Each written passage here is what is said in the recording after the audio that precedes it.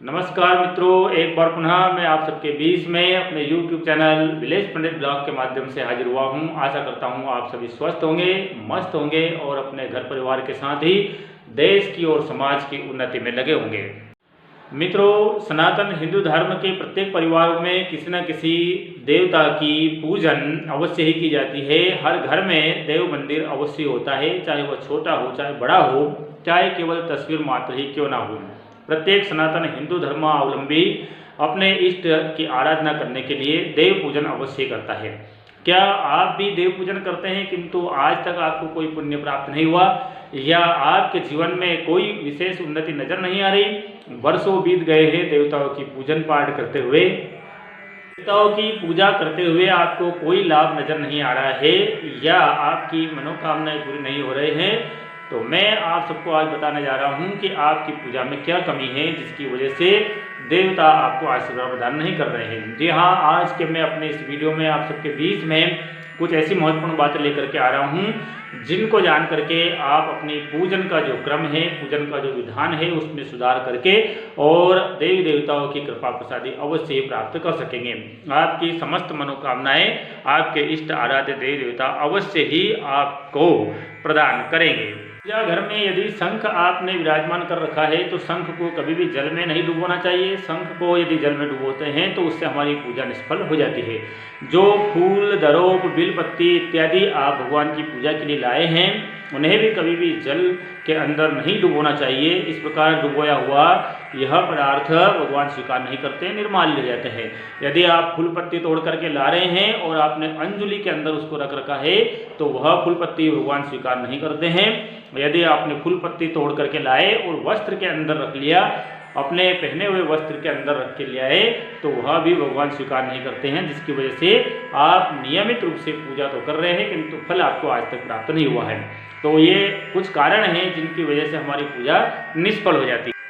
आप नित्य पूजन करते हैं किंतु पूजन का क्रम आपको आता नहीं है, तो मैं आपको आज अपने इस वीडियो के माध्यम से बता रहा हूं कि आप चाहे छोटी सी पूजन कर रहे हो, बहुत कम समय की कर रहे हो, चाहे बड़े विधान के साथ पूजा कर रहे हो, उसमें कुछ न कुछ कमियां अवश्य ही है जिनके कारण आपकी पूजा निष्फल हो रही है। तो चलिए मैं आपको बताता हूँ सबसे पहले आपको क्या करना चाहिए। सबसे पहले शौच आदि कार्य से निवृत्त होकर के स्नान करके और स्वच्छ वस्त्र धारण करना चाहिए, आचमन करना चाहिए, शिखा बंधन करना चाहिए, तिलक लगाना चाहिए और स्वच्छ आसन पर विराजमान होकर के भगवान देव देवताओं का जो मंदिर आपके घर में है वहाँ पर पूजन अर्चन करना चाहिए। पूजा करने से पहले आप सबको कुछ आवश्यक तैयारी करना चाहिए, जैसे शुद्ध जल हो, शुद्ध फूल हो, नैवेद्य की शुद्ध शाकाहारी वस्तु हो। इस प्रकार पूजन की पूर्व तैयारी करके रखिए, जिसमें धूप, दीप इत्यादि की व्यवस्था पहले ही कर ली जाए। यदि आप इतना भी नहीं करते हैं और केवल भगवान को चंदन अर्पित करते हैं, फूल चढ़ाते हैं, धूप दीप दिखाते हैं, तो भी यह आपकी पूजा तो है, किंतु इसमें किस प्रकार की कमी है जिसके कारण आपकी पूजा भगवान स्वीकार नहीं कर रहे हैं, तो मैं आपको बताता हूँ। पूजन आप छोटी करें चाहे मित्रों बड़ी करें, किंतु अपने हाथ में जल अक्षत फूल लेकर के और भगवान के सामने अपने घर के अंदर ही छोटे से मंदिर में भी यदि पूजा करते हैं तो संकल्प अवश्य करना चाहिए। संकल्प यदि आपको मंत्र विधि विधान नहीं आता है तो केवल इतना बोले कि मेरा नाम, मेरे गोत्र का नाम, ऐसा उच्चारण करके मैं भगवान आपकी पूजा कर रहा हूँ, और ऐसा कह के भगवान के सामने जल चढ़ा दीजिए। यह भी एक प्रकार का संक्षिप्त संकल्प माना जाएगा। श्रद्धा 3 प्रकार की गीता जी में भगवान ने बताई है, सात्विक, राजस और तामसिक श्रद्धा। जी हाँ, आप अपने मन से ही जैसा आपके पास साधन है वैसी अगर पूजा पाठ करते हैं, चाहे उसमें समय का अभाव है, सामग्री का अभाव हो, तो वह पूजा तो आपने की है किंतु उसमें शास्त्रीय विधान नहीं होने से वह तामसिक श्रद्धा कहलाती है। और भगवान कहते हैं कि ये यथा माम प्रपद्यन्ते तांस तथैव भजाम्यहम्, जो मुझे जिस भाव से भजता है मैं भी उसको उसी भाव से भजता हूँ। इसी कारण से आपने भगवान का पूजन तो किया किंतु आपके जीवन में कोई उन्नति या शुभ परिणाम प्राप्त नहीं हुआ। तो आप यदि पूजन करते हैं तो पूजन का विधान जो शास्त्र में बताया है जितना हो सके, जितना संभव हो सके उसका पालन अवश्य करना चाहिए। आसन पर बैठ करके पहले आचमन कर लीजिए, शिखा बांध लीजिए, तिलक धारण करिए, आसन को पवित्र कर लीजिए और स्वयं को भी पवित्र करिए, जल का छींटा लगाइए और अपनी पूजन की जो सामग्री है उस पर भी आप जल का छींटा अवश्य लगा लीजिए। फिर भगवान को शुद्ध क्रम से पहले आप स्नान कराइए। एक आचमनी या एक चम्मच के द्वारा भगवान के ऊपर 4 बार जल चढ़ाइए। संभव हो तो पहले पाँव पर, फिर हाथ पर, फिर मुंह पर और फिर सब पूरे शरीर के ऊपर जल चढ़ाइए। भगवान को शुद्ध स्नान करा के उन्हें साफ वस्त्र से साफ करिए। भगवान को अपने स्थान पर विराजमान करके और भगवान को एक शुद्ध वस्त्र जो आपके पास पहले से ही अगर चढ़ा रखा है तो वह चढ़ाइए या वस्त्र पहनाइए। फिर भगवान को शुद्ध चंदन लगाइए। फिर भगवान को फूल चढ़ाइए। और फूल कैसे चढ़ाना चाहिए? जिसकी वजह से आपकी पूजा निष्फल हो रही है तो फूल हमेशा जैसे डालियों पर खिलते हैं वैसे ही चढ़ाना चाहिए। फूल चढ़ाने के पश्चात जब चंदन फूल चढ़ा दिया है, अगर आप दरुआ चढ़ाते हैं, दरोब चढ़ाते हैं तो दरोब को हमेशा जैसे दरोब की पत्तियां ऊपर की ओर उठी हुई रहती है, यानी शिखा जो होती है वह जो अग्रभाग होता है उसे अपनी ओर करके चढ़ाइए। जी हाँ, भगवान गणेश जी को ही दरोब चढ़ाना चाहिए। भगवान गणेश जी को तुलसी कभी नहीं चढ़ाना चाहिए। हम भूलवश गणेश जी को तुलसी चढ़ा देते हैं जिस वजह से हमारी पूजा निष्फल हो जाती है। आपके घर में देवी जी की मूर्ति है, दुर्गा जी की मूर्ति है और यदि आप उनको अपना इष्ट आराध्य मानते हैं तो उन पर कभी भी दरोब नहीं चढ़ाना चाहिए। कई बार दुर्गा जी पर दरोब चढ़ाने की वजह से हमारी पूजा निष्फल हो जाती है, अनिष्ट की प्राप्ति होती है। भगवान शिव जी की अगर आप आराधना करते हैं, भगवान शिव जी अपने घर में विराजमान कर रखे हैं तो उन्हें आप बिलपत्र अवश्य चढ़ाइए।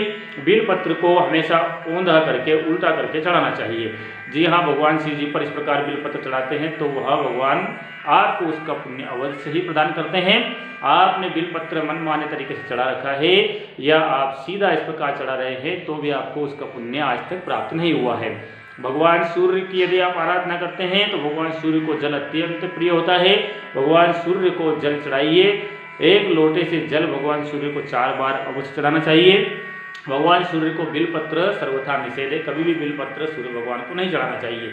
और यदि आप भगवान सूर्य के साथ ही भगवान विष्णु को, सत्यनारायण को या लड्डू गोपाल को घर में विराजमान करके रखे हुए हैं तो भगवान लड्डू गोपाल पर कभी भी चावल अक्षत नहीं चढ़ाना चाहिए।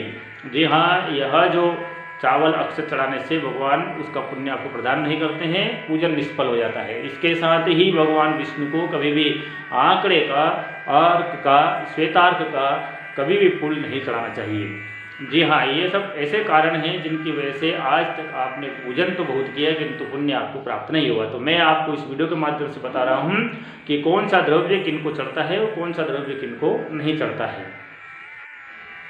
पूजन आपने छोटी करी हो चाहे बड़ी करी हो, पूजन के पश्चात में भगवान की आरती अवश्य करना चाहिए, चाहे वो जल से करें, कपूर से करें, फूलबत्ती से करें। आरती करने के पश्चात उसे चारों दिशाओं में घुमाएं, भगवान को आरती प्रदान अवश्य करें।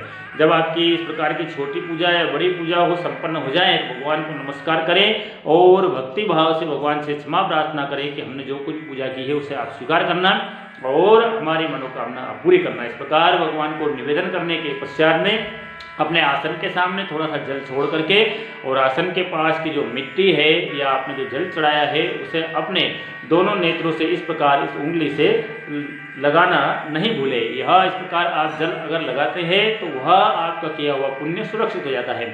इसी वीडियो में आपको इसके बारे में बहुत बताऊंगा कि यह जो आप कर्म अगर नहीं करते हैं, यह क्रिया यदि नहीं करते हैं तो इसका पुण्य सीधा इंद्र को प्राप्त हो जाता है। इंद्र को यह वरदान है, वह कहाँ पर है मैं आपको अगले किसी वीडियो में यह बात अवश्य बताऊंगा। तो आशा करता हूँ यह वीडियो आपको अच्छा लगा होगा। एक बार पुनः आपसे निवेदन है, वीडियो को लाइक करें, शेयर करें।